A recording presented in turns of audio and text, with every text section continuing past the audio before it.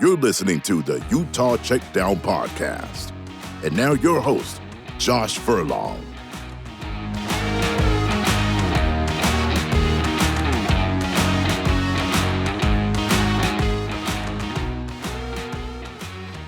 Welcome back to another edition of the Utah Checkdown podcast. I am Josh Furlong. As always, happy to be back. It is Wednesday. It's a beautiful, hot summer day still. I'm ready for that fall weather. We're ready for hoodie weather. The problem is fall weather just doesn't last that long. I feel like Utah goes from like super hot to kind of fall for like a month, or not even a month, a week or two, and then it just kills us. So, that's what I'm dreaming of. And the reason I'm dreaming of that is because college football, I do love fall weather though, but college football, it's around the corner. This week we do get some games. We get the week 0 games. You get a pretty pivotal game in terms of Big 12 matchup in Iowa State and Kansas State in Ireland. So we get something of value this weekend, but the real meat of the college football season, the week 1, the creme de la creme, that is next week, and we're excited. So looking forward to that. But we're gonna look a little bit today at kind of some of how Utah's handling the changes associated with the House settlement. There's a reason I'm gonna get into that, and I'll let you know here shortly. And then fall camp essentially is wrapping up this week, if not kind of last week, as the team now shifts essentially to prep for UCLA. So we'll kind of talk about kind of what's taken place, kind of where Utah's at. We got to talk with Kyle Whittingham, Morgan Scally, and Jason Beck this week. So we got some good information, but we're at a point, honestly, where everybody's just ready to have football, right? There's only so much you can do to talk about the same things when it's all speculative and not much is really known until you play it out on the field. You can feel comfortable, you can be confident, but until you get out there and those pads are live, you don't really know. So before we start, let me tell you about our sponsors, Canyon View Credit Union. At Canyon View Credit Union, it's on the house. Close a mortgage and get a free appraisal up to $600. To learn more details or apply, visit canyonviewcu.com. And then also with our KSL.com college and pro pick'em, we've launched that again this year. You can go on to KSL.com and sign up there. You have a chance to win weekly gift cards. The winner of the week gets a $100 gift card. There's 2 other winners. One gets 50 and one gets 25. And then we have season-long opportunities as well. So you can go challenge your friends, your coworkers, family, whomever you want to be able to challenge, and also have a chance to win some money. So go ahead and sign up on KSL.com. It's pretty easy. Just go to the sports page. You'll see it, or in the navigation up top, and you can go to the sports section and then go down to Pick'em, and you can sign up there. So you're getting close to that. Next week, obviously, is when the games start. We're not going to count the week 0 games, but you can go next week and get those. So three local teams, the FBS teams, BYU, Utah, and Utah State. And then we pick 2 national games every week. And then in Pro Pick'em, we pick 5 NFL games, just randomly every week. So go ahead and sign up on those and enjoy your time doing that. But that's not why you're here. You're here to talk football. And before we really kind of get into the meat of that, I wanted to kind of give an update on what took place last week. So on Saturday, the University of Utah hosted its annual Fan Fest. I'd actually never been. As a media member, that's not necessarily a place for me to go. I mean, obviously I can go talk to some people there, but it's for the fans, an opportunity to go chat with players and other people, get autographs, that kind of stuff. And Utah had an event up there for the media, and so I stuck around and checked out Fan Fest. But that's not really the point of this. The point was that Mark Harlan and one of his associate athletic directors, Jason Greco, he oversees compliance and some other situations with Utah. They had a town hall meeting just right before the Fan Fest. So there was a handful of fans, people that are interested in the University of Utah, boosters, whatever, whoever wanted to come to that, who got an opportunity to hear from these 2 individuals on the house settlement, NIL, transfer portal stuff, that kind of stuff, and ask some questions. And so it was an interesting situation. We got an hour conversation where both of them tried to kind of convey what the changes are. And then for about 30 minutes took questions and answered that. And then us media, we got an extra like 5 minutes or so to kind of get some follow-up questions with him on the side. So as part of this, as you know, we've talked about this. If you've listened through the summer, you've heard a lot about what a lot of these changes are. So that was the House settlement. It's the, in part, that was the universities could spend up to $20.5 million this year on revenue sharing with the athletes. And so that allowed these athletic departments around the country to now sign a contract with players that allows them to pay. And essentially what that pay is for is a non-exclusive NIL for broadcasting rights and kind of trademarking for the university, that kind of stuff. So it's partially NIL in that regard, but it's not the NIL that many think of when they think of third-party situations, right? So if Ken Garff wanted to come and sponsor Devin Dampier, that is another opportunity these athletes can get. So this is just strictly from the university. They're essentially paying them for their rights to be able to use their name, image, and likeness in broadcasts or any other things that way, and so they get a share of that money. So that's kind of what the bulk of this conversation was. There's other elements of this about how the University of Utah, for example, has to pay, as part of their share of the settlement, they have to pay about $800,000 over the next 10 years to back pay a lot of these athletes that didn't have this opportunity to get rev sharing. And so that'll come out of basketball distributions for the next 10 years. And so it's essentially just a smaller pot that these athletic programs around the country are getting from basketball. So it's not like they suddenly have to pay. It's more like you're just getting less distribution to you. So there's that. The one that everybody focuses on, though, is that $20.5 million. And Utah has said that they're committed to fully go up to that amount. Every single year it goes up, I believe, at 4%. And so, next year it'll be a little bit higher. The year after that, even higher, that kind of stuff. And so it's going to continue to rise over this 10 years.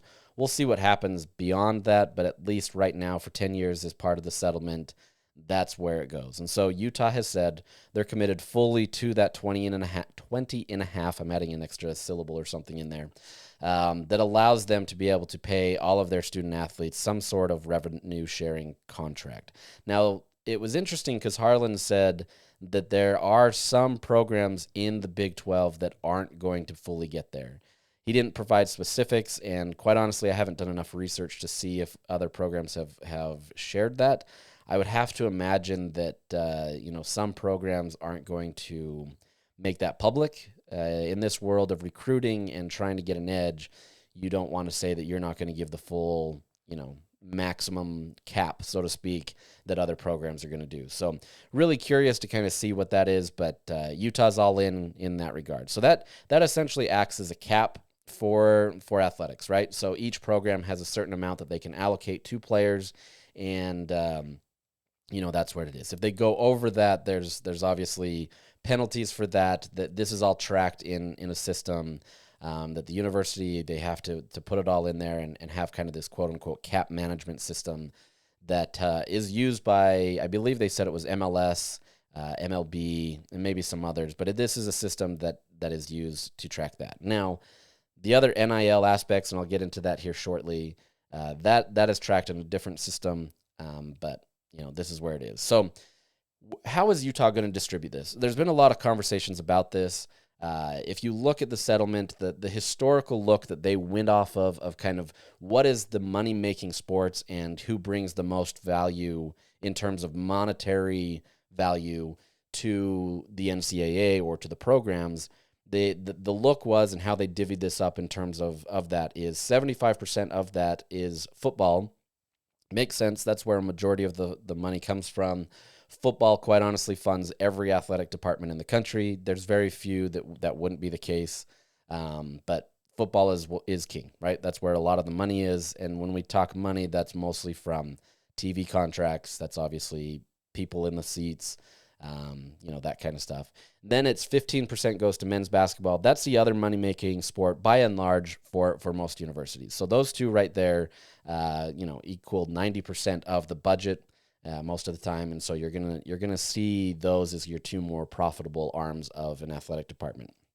Beyond that, There's 5% that goes to women's basketball and 5% to the other sports. And so each university is obviously going to be different with that. If you look at Gonzaga, for example, they don't have football. So their allocation to men's basketball is going to be significantly higher. That's assuming that they go up to the full 20.5 million. But, those things can change if you don't have a program like that. Utah, for example, is going to be pretty heavily weighted on gymnastics as well, just with their success. But at the end of the day, this is all about the money that is coming in. And even though, let's say, women's basketball and gymnastics, these two prime women's sports that are seeing a moment, especially right now, you could circle in, softball, that kind of stuff. These things are obviously starting to grow, but as Harlan pointed out, the money from TV has yet to show up, right? And so as much as there's much more attention on it and there's different things being sold to be able to get these sports out there, the money still isn't there yet. So it's still heavily weighted towards these two high-level men's sports of football and men's basketball, but you may see some shifts in the future. So with that, Harlan said they're going to stick probably pretty close to those numbers, right? He said those numbers itself are pretty proprietary, at least right now. They're in a recruiting world, and they don't want to fully give all those out, especially if they don't know what others are. I asked him afterward about that I don't know that it's fully proprietary, especially since some of this has to be reported to the NCAA, financial stuff. But regardless, they're going to stick pretty close to those numbers because even at Utah, football, men's basketball are going to be your two prize winners. Women's basketball, gymnastics, all that, they don't turn a profit. And despite the successes that they've had over the years, especially women's or gymnastics, they still are operating in a deficit just for the nature of what the sport brings. So a lot of that is also TV contracts as well. So if that's the case, let's say that this is the case where they just fully went with the full 75-15-5-5 look. Football is somewhere around 15.4 million. Now, that contrasts what he said was a budget of $8 million that they had last year for the football program. So that's essentially double of what they're able to get. That's with collectives and other stuff that they got last year. And so they've had a much better opportunity going into this world. Kyle Whittingham talked about that a while back as well, where this becomes a significant boost to the program where it helps them, right? Whereas other programs, let's say Ohio State or Michigan or Oregon, that may be actually a drop.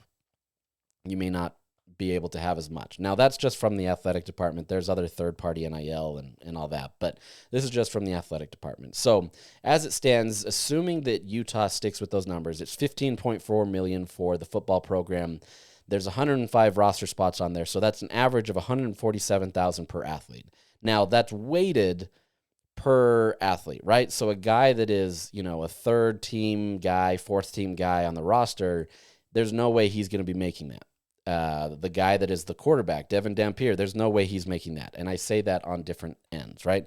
Dampier, based on who he is, the talent that he has, the marketability, Utah has figured out a different model that allows them to kind of divvy up how that works. So based on length and time, in college, based on kind of accolades, that kind of stuff, a Spencer Fano is going to make way more money than a freshman that's just coming in there. So they have that divvied out. I just used that 147 just to kind of reference on average. That's what it would be if you did it equally. They're not. They're using a weighted system, but that's kind of where it is. Men's basketball, assuming these numbers are correct as well, that's about $3.1 million just from the revenue sharing.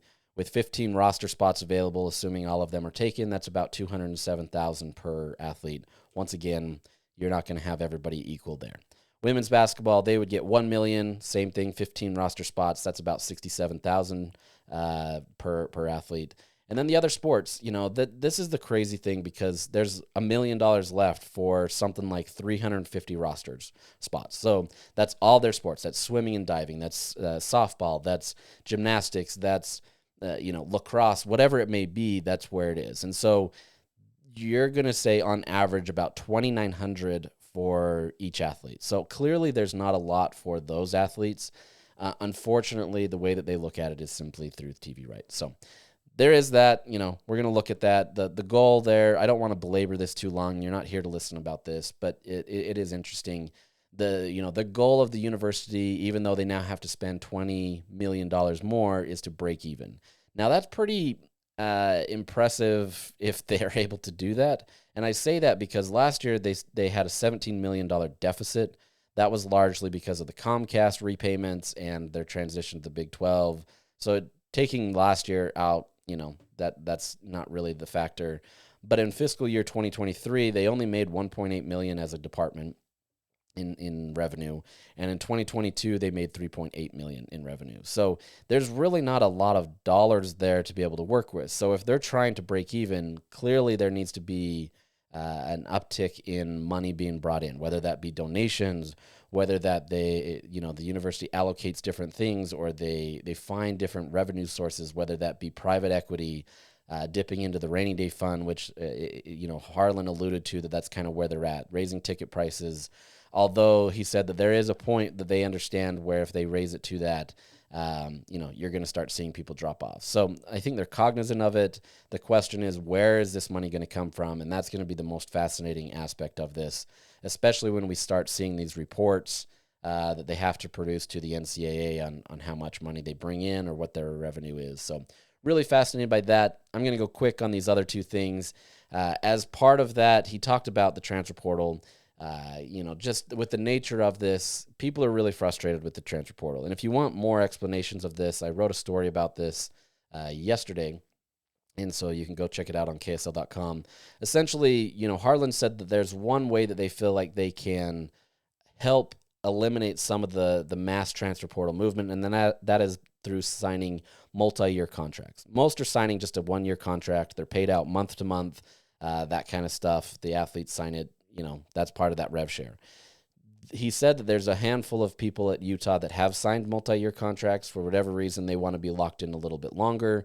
And as part of that, though, there's not really a penalty if you leave early.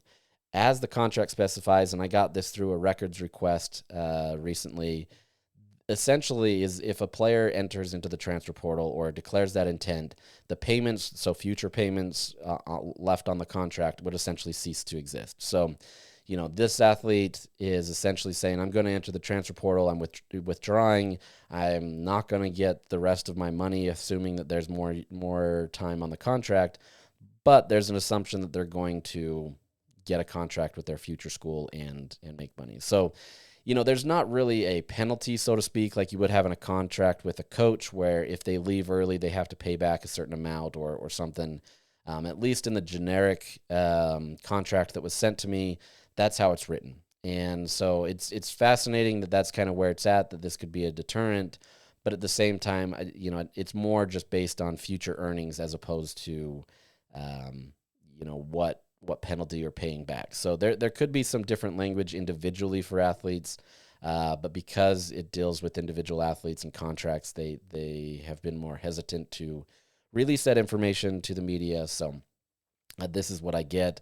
There are other factors that go into, how payments can be taken out. For example, if a player just suddenly leaves the team, they no longer get payments, took a redshirt season without the consent of the team or coaching staff, refuses to participate even though medically cleared, if they're ineligible or permanently removed from participation. There's also situations where if a player is suspended or expelled, or they say, quote, misrepresents or fails to disclose a limitation or restriction on student athletes' fitness, ability, or eligibility to participate fully on the team, they can then essentially withhold payments from these athletes. So interesting. I don't think that there's anything, at least the way these contracts have been written based on what I've seen, that kind of locks guys into a university. But, there may be some additional information there. And then as part of that, there's subpoena power with tampering, poaching. With this new college sports commission, if a university suspects that another school has, tampered or tried to poach a player while they're still on their roster, they can now turn that over to this commission and kind of investigate it. So there's that. So really interesting there. There's other stuff related to NIL. I'm not going to really get into a lot of that. Essentially, you're seeing a large uptick in, let's say, Texas Tech or some other programs right now that have been able to flood the market with money. What that essentially is a lot of these deals were signed before July 1st, which there was no cap on that kind of stuff beforehand. Now there's a cap, and so there's belief that this will curtail some of that kind of stuff. Some universities are going to, hold back some of that distribution of that, let's say the $15 million for football to this next class. And so there may still be some wonkiness with this. This is how some rosters are able to be built a little bit differently. But in theory, this should level out. You won't see Texas Tech, let's say, I use them just because they've been the most notoriety. There's been a lot of notoriety around them. You shouldn't see that same type of situation. Now, that's not to say that there can't be third-party deals that help that, but, there's just differences there. So hopefully I didn't bore you there. We're going to get into fall camp stuff now. This is what I think you're most interested in. But I think, anytime anyone talks about college football in this day and age, there's a lot of frustration about the transfer portal of NIL. You talk to people and they're frustrated and it's ruined the sport. And I get it, but I think by and large, these schools are trying their best to be able to make some consistency. And so we'll see what that means. It's still kind of an era where you kind of have to go through this and live through the pain points. But really fascinated to kind of see how it all comes together because they're trying, right? Like, I know everybody wants to crap on the NCAA and for good reason. But I think there are, situations where they're trying to get there. Harlan believes at the end of the day, it's really going to come down to federal legislation making this work. He's probably not wrong to some extent. But I think as long as there's, loopholes or whatever it may be, somebody's going to exploit it. So we'll see what happens when people get penalized. We'll see what happens when somebody skirts the rules and does that. But for now, I think athletic departments around the country are feeling a little bit more optimistic about where they're at. So that's enough about that. That's really boring. I'm sorry. It's important. It's stuff that is going to impact Utah significantly, especially with that $20 million that they have to fund. And so I bring that up because it is important, but, many of you, I'm assuming, just want to talk football. So let's get into this. I'm going to, that was kind of one of those let's get ready to rumble type intros. It felt like maybe a little bit more dull, a lot more dull. We're going to get into fall camp, and I want to talk about the vibes. I kind of want to do a vibes check every week. Last week I talked about how Kyle Whittingham felt a little bit more carefree, not carefree in the sense that he's not caring, but I think he's been much more loose in kind of how he approaches it. Seems pretty confident in what he has. And so I think there's just kind of been his look, but just from the team's overall look, right? Like this is a team that despite the heat and despite the grueling practices and everything, like there still seems to be an upbeat and positive attitude from these guys, right? And it's still fall camp, where you haven't played a game and your record is still undefeated. It's easy to somewhat be there. But I think there's a little bit more extra juice with this team. I look at this as an example of Devin Dampier. We interviewed him on Monday, and he had two of his, top offensive linemen, Caleb Lomu and Spencer Fano, that were standing right there kind of encouraging him and laughing with him as he was answering questions, trying to bring some lightheartedness to this. And this isn't the first time that players have done this. Players love to pretend that they're media and ask questions and all that stuff. But I think it just kind of shows where this offense is at, right? Like if they were struggling and there was frustrations with it, you're not getting that same view, right? Like you start thinking about things too much. You're starting to worry about where you're at going into the season. And I just don't get that vibe with this team. I think the offense specifically just seems really confident in what they have. And as I've said many times, that could be a misnomer in the sense that, they have this false confidence and suddenly you go out and you just lay an egg against UCLA. But I think they feel like they have a good understanding of where they need to be. And, it'll be tested and you really don't understand what you have until you get out there on the field. But it's an offense that just at least has that confidence. And that sometimes goes a long way in being able to be successful. So, we'll see how this plays out next week. I think they feel confident what they've got. Everything we've heard about Devin Dampier is he's controlled this offense really well this fall. Some of the guys on the offensive line have been held out a little bit just to be able to preserve them and not make sure that they get injured before the season, and yet he's still been able to do well. When it gets to the 2s and 3s, it hasn't been as confident. That's not to say that they don't feel good about it, but clearly they really love their first team. They love that offensive line. Devin Dampier's been able to move the ball with ease. That's not to say that the defense hasn't been good on the other side. I just think there's been a general vibe around this team that they feel confident in what they've got. So, that should get you excited. I think there's been a lot of positivity around this program. At the same time, it's been a lot of stealth mode.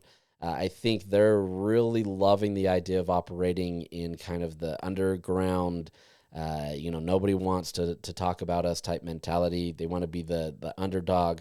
I think they've fully embraced that this year, despite there's been a lot of national people talking about how they kind of get a sneaking suspicion that Utah is going to be good. We'll see, right? I think we see it on a day-to-day basis from talking to the players and the coaches, but we haven't seen it on the actual field in practice to see kind of how things are. Has Devin Dampier improved? It's easy for a coach to say he has, but has he improved? And has the wide receivers improved? And those kinds of things we don't get to see. And so, we'll all get to see this firsthand on August 30th. But I think they feel confident with where they at. So, with that said, let's jump into some audio. We don't get a ton of time with these guys. Utah limits this a lot in terms of giving us a lot of access to the coaches or the players for that matter. And so we're also to a point in the season where everybody's just kind of ready to go into the game, right? Like a lot of the questions have been answered. A lot of the questions have been talked about. And so there's not really a lot to go with. But Utah held its second scrimmage on Friday, and so a lot of the decisions about first team reps, second team reps, etc., have been decided already. And so you're going to get some of those questions. You're going to get some answers that aren't fully descriptive of what's going on with the program, and it's meant to be that way. I think Kyle, he likes to operate in secrecy sometimes, but I think this more than anything is he's trying to hold back what he has. And I think if that provides a competitive edge before they go into UCLA, he's going to do that. And so you'll hear some of that. So let's jump in with Kyle Whittingham. This is about a 4-minute clip of him talking, and then we'll discuss some of what he said. Kyle, you had your second scrimmage. How's everything going? How's the depth chart shaping up? It's shaped up. We probably won't release one though.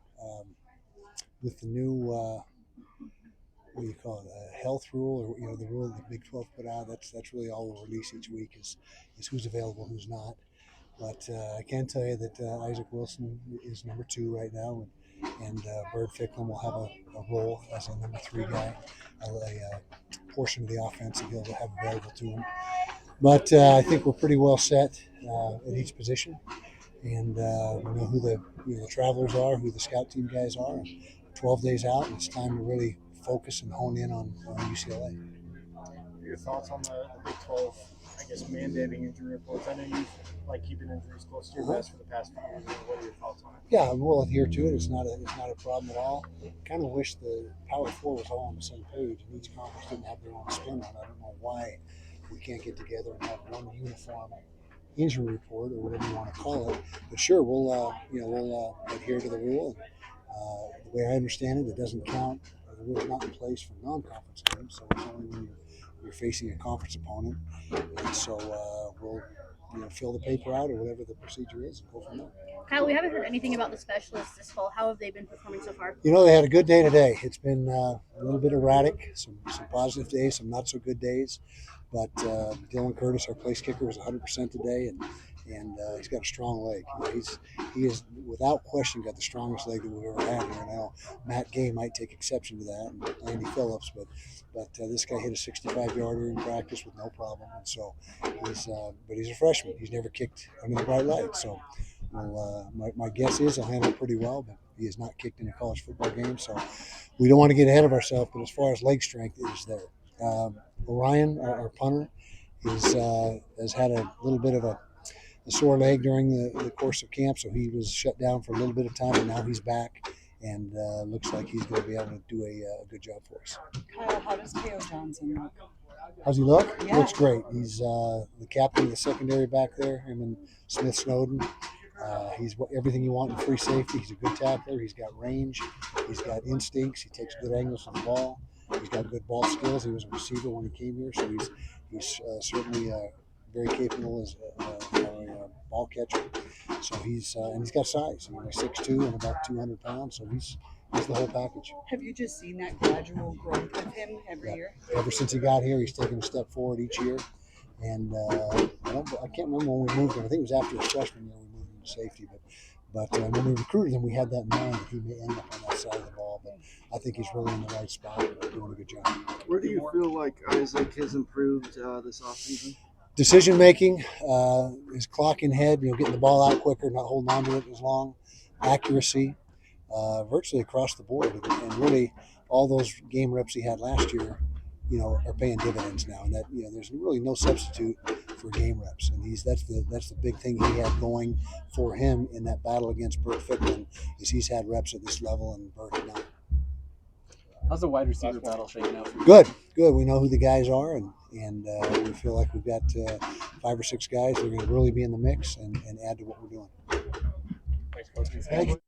All right. I hope you enjoy the jugs machine behind you. It's the tried and true tradition of Utah football, having Kyle Whittingham stand right next to the jugs machine and just hear them, fling those footballs to the receivers, and it's there. If it's not that, it's a lawnmower or a plane going over. It's kind of the joke about these. So I hope you enjoy those. It's always entertaining, especially when you can barely hear Kyle because he talks so quietly. So a lot in there, despite it being just a little bit of time.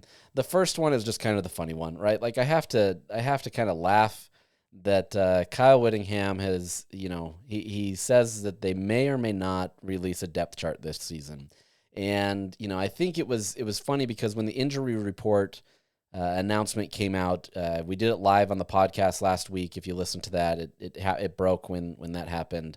The Big 12 will institute the injury reports where it's 3 days before kickoff and then once again 90 minutes before kickoff. Everybody thought that Kyle Whittingham, hey, we got you, right? Like it was just kind of this gotcha moment for Kyle, and when the Big 12 zigged, Kyle Whittingham zagged, and he decided to find a way to withhold something else. So, it's interesting.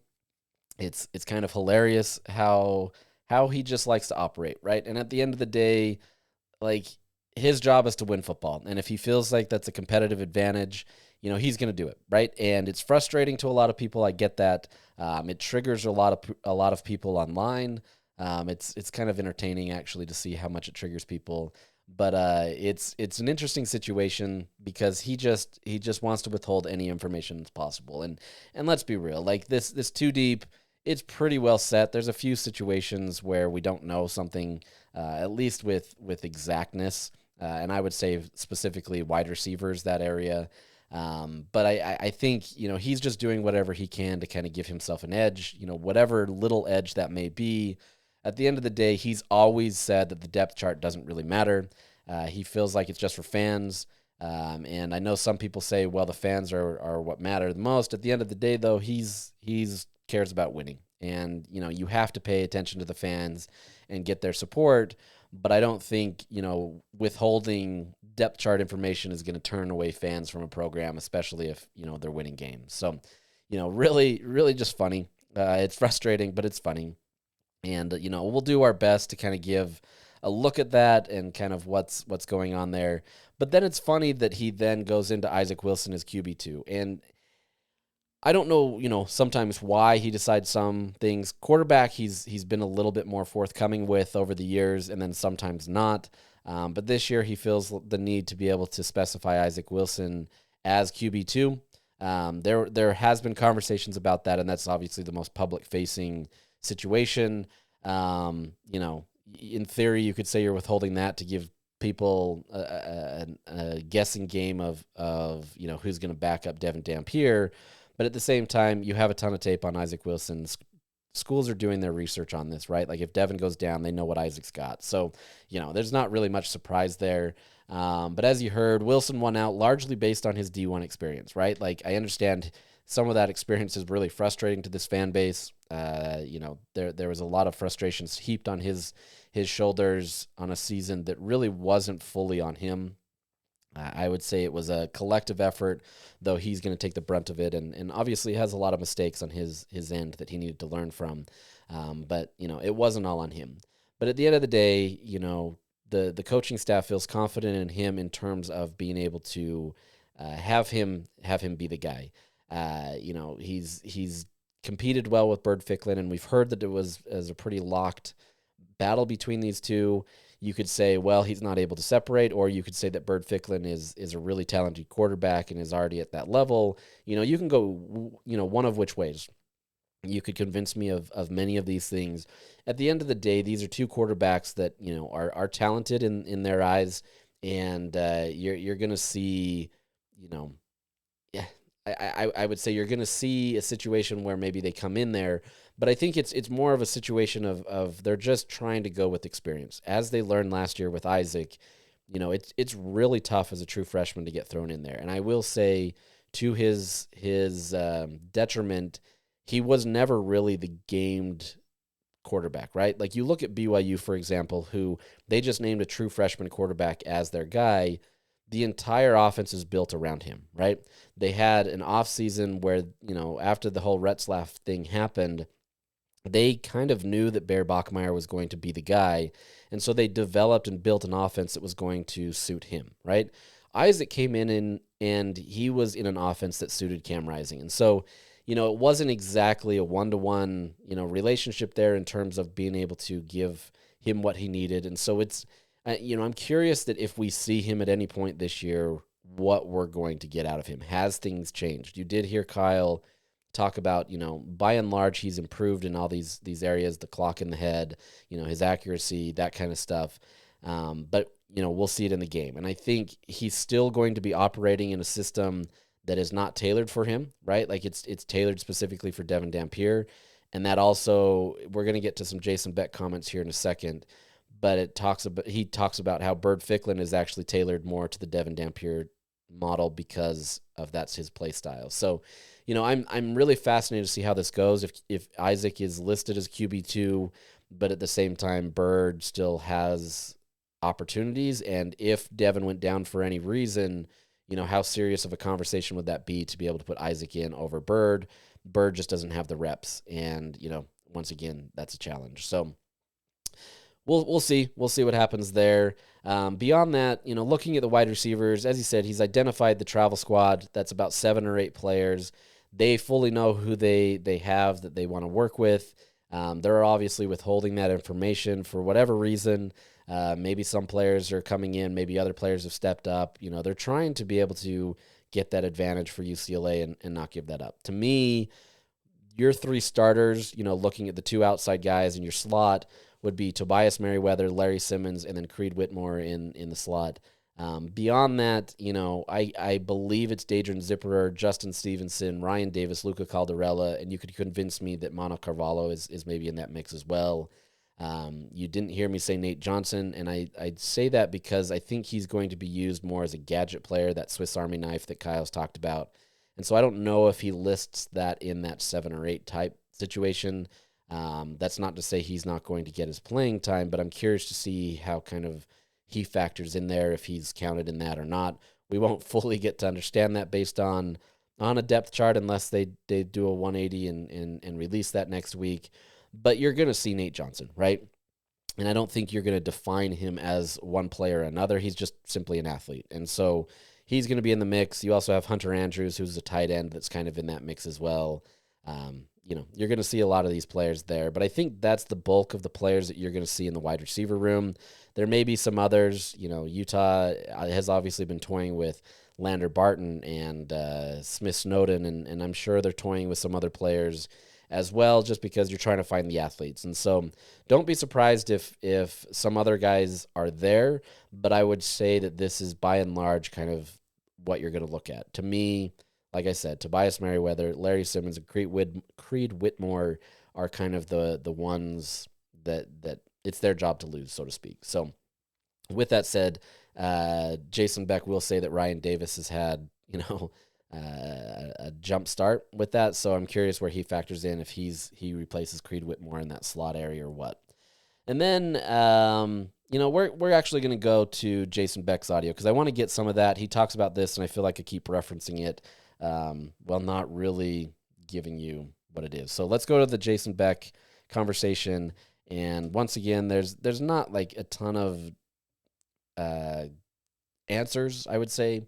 It's more just kind of looking at some of the stuff, but he does give some insight on the QB2 spot. He also gives some insight on some other areas. So here we go. At the beginning of fall camp, you said you wanted to go with your trusted guys, the guys that are going to be consistent. How have you felt like this fall camp has gone for your offense? Val, you had your second. Yeah, that's Val, you had your second been what we're scrimmage. How's looking at everything going? every day. Who's consistently day in, day out making those plays. And some guys have been emerging that way and doing a nice job. Some guys are close, and we're just trying to keep forcing that issue of what we're asking them to do so that we can count on them in critical situations. So the nice job is, up front, they're setting the tone every day with that consistent work, and for everybody else to follow along with that. What progress have you seen out of Tobias Merriweather and Murray Simmons? They were so new when they got here. It was just getting everything going. But they both have played and done stuff in the past where they're comfortable stepping in and playing, right off the bat. So they've done a good job just trying to get them up to speed as fast as possible. They're both doing a nice job coming along and will help us this year. How have you seen this tight end room maybe evolve as fall camp has started? Yeah, it's been one of our more consistent rooms with that mix of guys showing up every day, and that includes like JJ. He came in as a young kid, and he's done a really nice job as he's been in there and improving each week. So they've been a strength of the group in terms of their consistency and what they're getting done. Obviously the starting five gets the headlines, but what sort of progress did you see from the second unit offensive line? Well, yeah, the starting five, they've done a nice job, and they've kind of been in and out a little bit with some different things, which have given other guys opportunities to get reps. So right now you feel like we have three guys that could come in and play, and we won't have to drastically change too much. So they've done a nice job just kind of establishing themselves and what they can do. And then we're just looking for another guy or two to continue to make that next jump where we feel the same way about them. Wick gave us an update on the backup quarterbacks, and you mentioned in that there might be some plays for Bird. Is that something you anticipate maybe every game we might see him in specialty situations, or how often might we see him? Well, you never know, but no, if hopefully, we're healthy, we play well, and all of that. But if something were to happen, Bird has done a nice job. He's come in here, he's made plays, and he's done a nice job. So if we needed to, he can fill in and help us play. So I kind of look at it like we have a 2A and a 2B versus a 2 and a 3. So Bird's kind of played himself where he's a 2B, and he can do things at a high level where if we needed to, we can call him and get that done. What has given you confidence about Isaac that allowed you to name him as the QB2? He's really coming from spring and just took a big step forward from where he finished the spring, and his just ability to manage everything because of the experiences he's gone through has just kind of put him a step ahead for handling the whole offense and being able to do everything he needed to. But at the same time, Bird does stuff a little more like Dev than Isaac does. So it kind of has that door open where Bird can step in and do some things. Devin said yesterday that he's working on, not taking chances as much this season. Have you seen that, those smarter decisions this fall so far? He has, through fall, we track everything every day with all that, and he's done a really nice job with that. And so we just want that to continue forward through the season. Who stood out at wide receiver so far? What's that? Who stood out at wide receiver so far? Yeah, that's a great question. That's where, the most consistent is RD.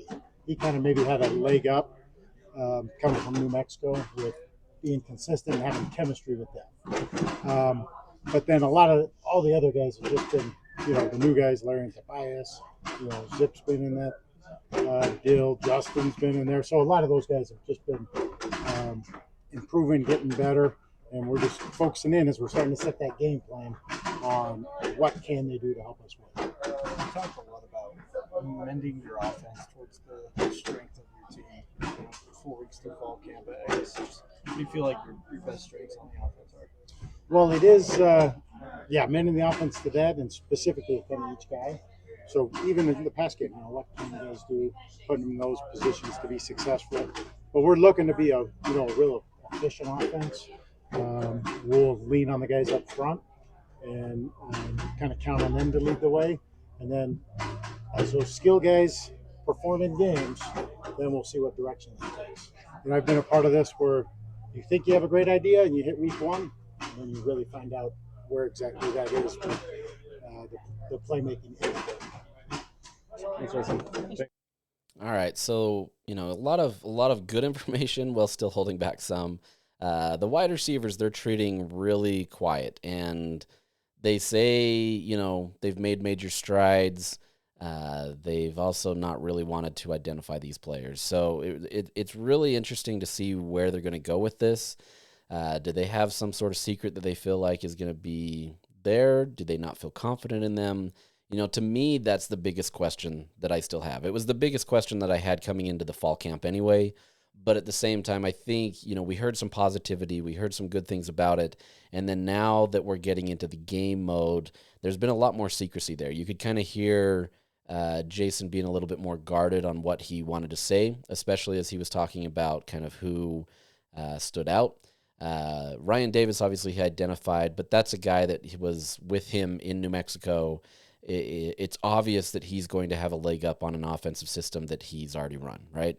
A lot of these players, wherever they came from, or even if they were at Utah, aren't going to have that same familiarity with it. So really curious to see how this room shapes up and what happens. But to that point, the tight ends who are going to be considered the pass catchers as well, these tight ends especially are going to be utilized in a system that is different than what Utah has used in the past, but they're still going to be heavily utilized in this. It's just not going to be identified the same. They're much more of a utility type player, a guy that's going to be maybe used as kind of more of a Brant Keithy type player than what some of these other tight ends have been used in the past. And so the fact that he's identifying this as one of the most consistent groups of fall camp is a good sign for Utah, right? Like, regardless of where these wide receivers are, the fact that you have some tight ends that have been able to be consistent shows well. Now, with that said, you still need to get vertical, right? And most of your tight ends aren't going to get you vertical to the same level as, let's say, a Tobias Merriweather or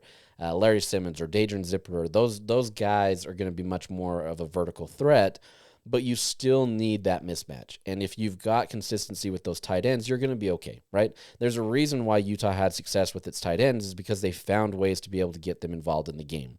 And Brant Keithy was so successful until he got injured in being able to do that because he was just a mismatch. He obviously mentioned, and I'm saying he as in Jason Beck, highlights J.J. Buchanan. There's been a lot of praise about who this guy can be. This kid can be freshman, came in the fall, wasn't even with the team in spring, and he just continues to get the kind of highlights around him and the conversations around him. And so for that reason, I have to believe that he's going to be a favorite target of Devin Dampier. There's obviously other guys in there with Dallin Bentley, Otto Tia, some other guys that are going to be effective.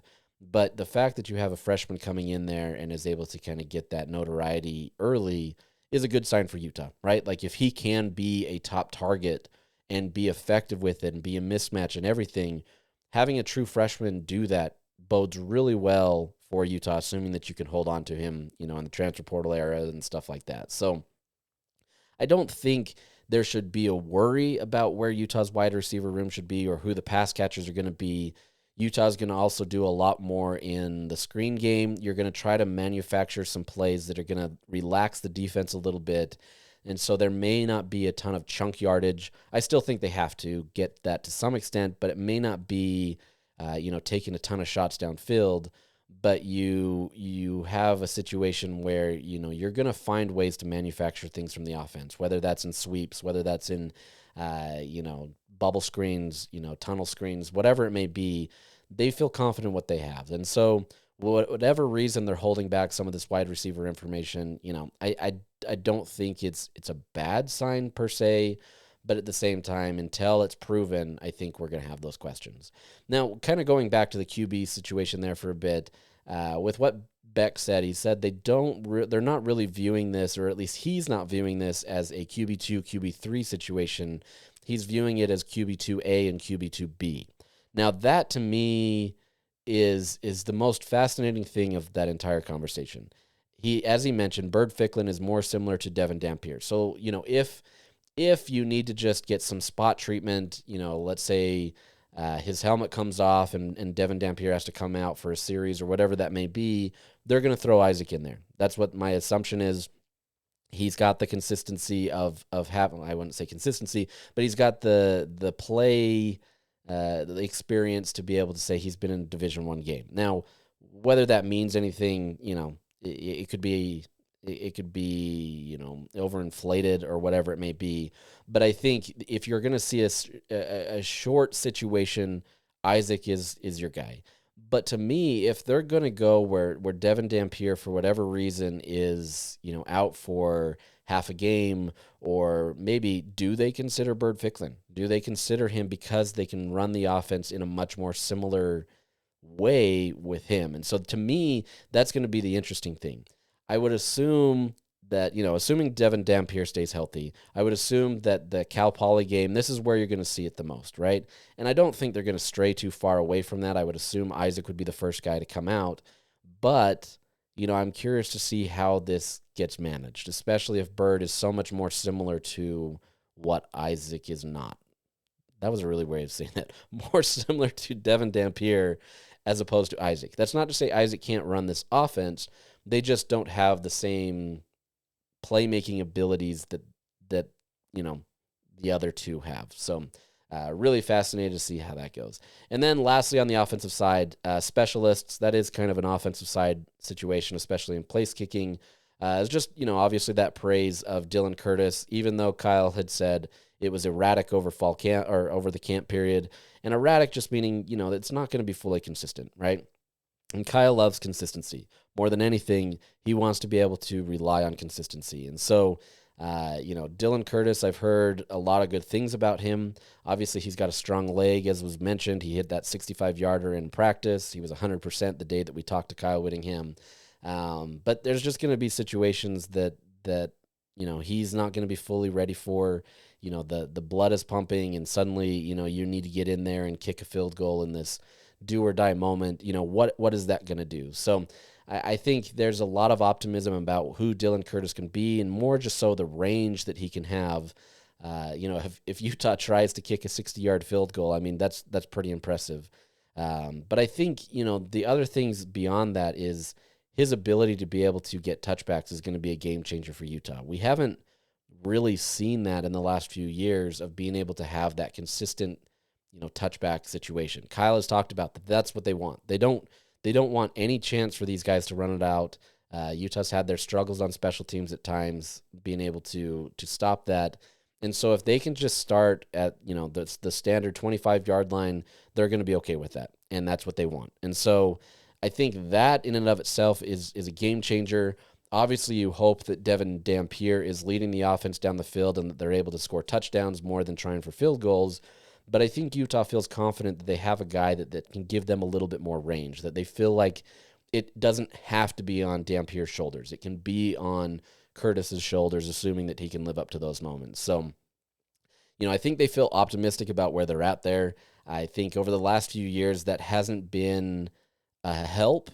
And for all the frustrations that Utah's had with not being able to move the ball, not having a reliable kicker or one that you can trust as much has changed situations for Kyle Whittingham. So really curious to see how that goes. So let's transition over to the defense.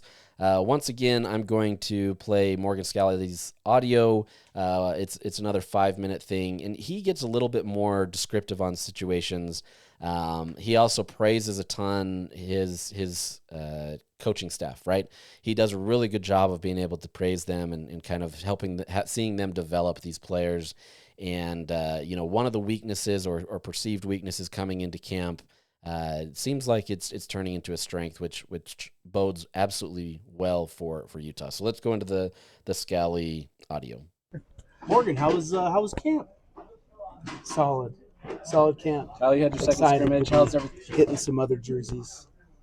Good physical camp. Still working out some kinks with depth positions, but very happy with the leadership. Very happy with the progress that our guys have made, and we pretty much know where we are right now.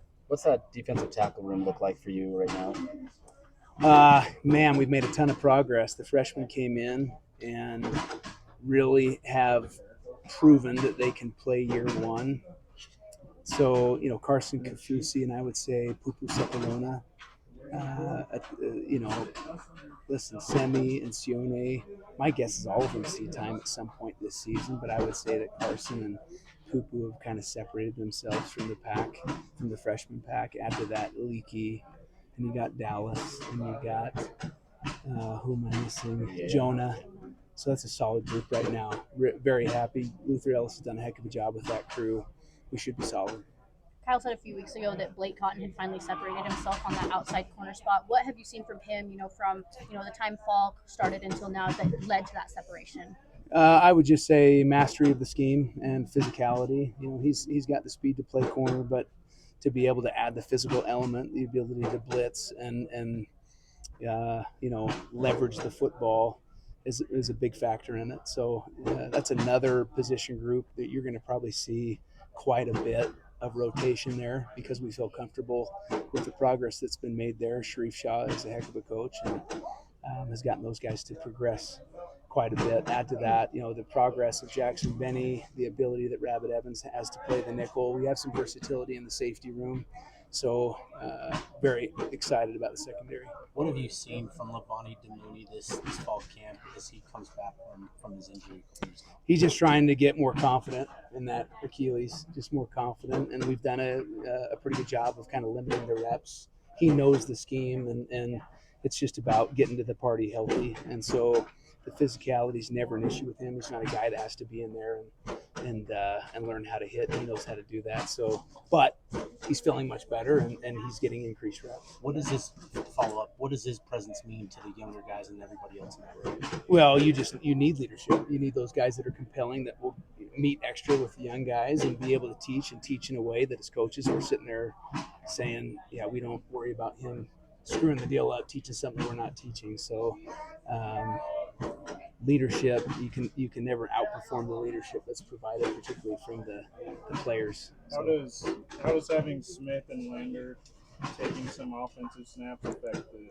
I'm so mad, so mad. No, just like Shonivaki last year, you deal with it. And it's a good thing, As much as I'll give them crap when I'm, when they're on the offensive side of the ball, and I'll talk crap to them. I also let them know how proud I am of them. And listen, if you can wherever you can add value, you can help the team win. More power to you. Do you expect to have Lander be the green dot this year, or kind of how does that role work for you guys this year? We'll have multiple green dots, and the biggest thing there is in your substitution packages, just understanding that you got to have one in there at all times. So the good thing is the linebacker position, we have enough depth that the rotation, you're always going to have a guy in there that you trust. So whether it's Trey, whether it's Lander, whether it's Levani, all three of them are great communicators. What's the most improved position group for fall? Most improved position group, defensive tackle. Yeah. Came into fall camp. That was a big priority, getting that, that position figured out, and I'm much more confident. What does the rotation look like at defensive end? Defense, a lot, but so all of them are getting reps. All of them are playing well. It's five guys right now, five guys that are rotating, and like I said, it allows us, in past situations to get a little bit creative, but very pleased.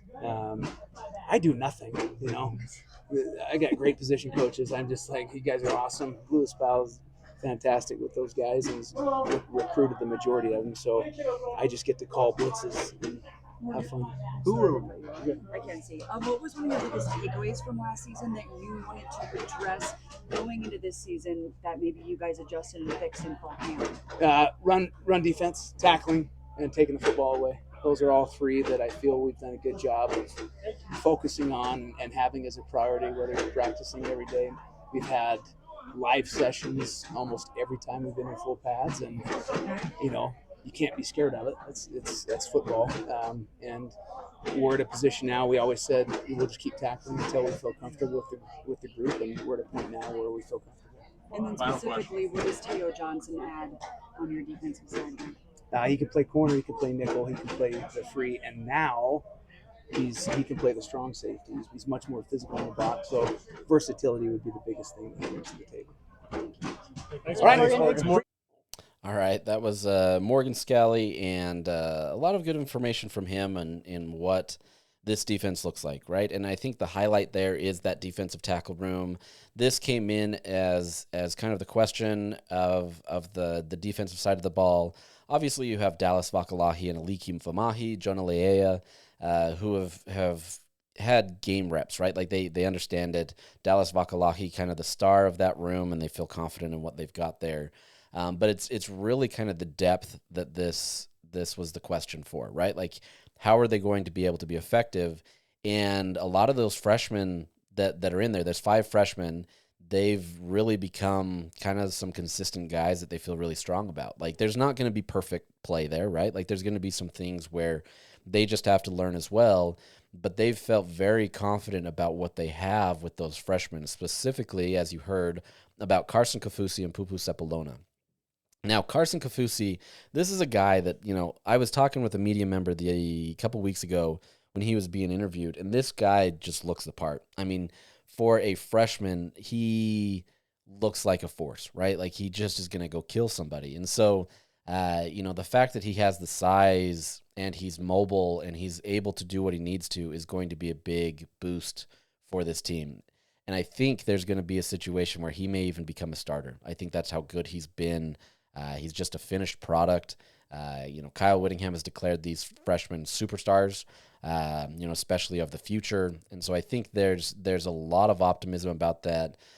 You talk to some of the players. We talked to Dallas Vakalahi, and he identified Pupu Sepulona as kind of the guy that has stood up the most of that freshman group. So, you're seeing a lot of talent coming up there. I wrote a story on Pupu last week. You're more than welcome to go read that on KSL.com. But it's really just kind of talking about his transition from football from basketball and volleyball. This is a guy that was a 2-time Gatorade Player of the Year, Hawaii Player of the Year in basketball, and decided, late in his high school career, junior, senior, really just the senior year, there wasn't much in this junior year, to play football. And so he's still learning a ton of this, and he's already finding himself in a place where he can be talked about as a potential starter. And I think that bodes well for kind of his upside and the ceiling that this kid can have of what's going to be there. So obviously there's some other names mentioned in there. I don't have time to get into all of those, but those are the 2 freshmen that are standing out next to the 3 veteran guys that are going to be there. And then next to them in that defensive end room, you've got 5 guys rotation of talent. And that's not because one guy hasn't separated themselves. I think it's just more Utah feels like they have a lot of different bodies that can do different things, right? So there may be a situation where you need your blitzing guy in there or a guy that can kind of clog up that room. Whatever that may be, they feel very confident in what they have. And so I think there truly is a 5-man rotation there where it's Logan Fano, John Henry Daly, Cash Dillon, Paul Fitzgerald, Lance Holtzclaw. Those are my 5 that I would identify as kind of your playmakers there. And you're going to get different things from each one of these guys. Cash Dillon has really come on strong. There's a lot of conversations about him last year. He was just buried behind some really talented defensive ends. And so now you're getting an opportunity to have him. But John Henry Daly has done really well. Paul Fitzgerald has done really well. Lance Holtzclaw, who honestly probably wasn't going to get some playing time this year because of just kind of the size that he came in with, needed to gain some weight and just kind of, where he was at. And he's really made an impact as well. And I think there's been a lot of optimism about who he can be in this defense. And so, that's a good 5-man rotation. They feel confident about what they've got. Also in the corner room, I mean, they feel like they can go through a ton of rotations there as well to be able to mix and match based on what they have there. So, there's going to be a lot of rotations this year in the defense, especially, with your defensive line and your corners, maybe a little bit in the safety room. But this is a team that feels very versatile. They like what they have.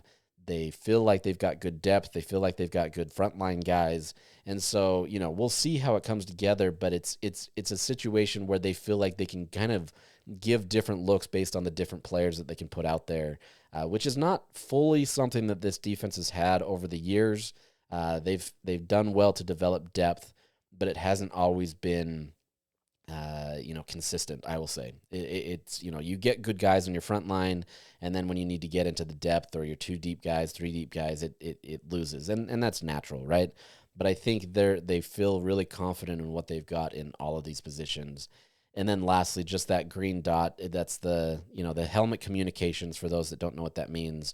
It's essentially, the offense gets that with the quarterback now in college this past a few years ago.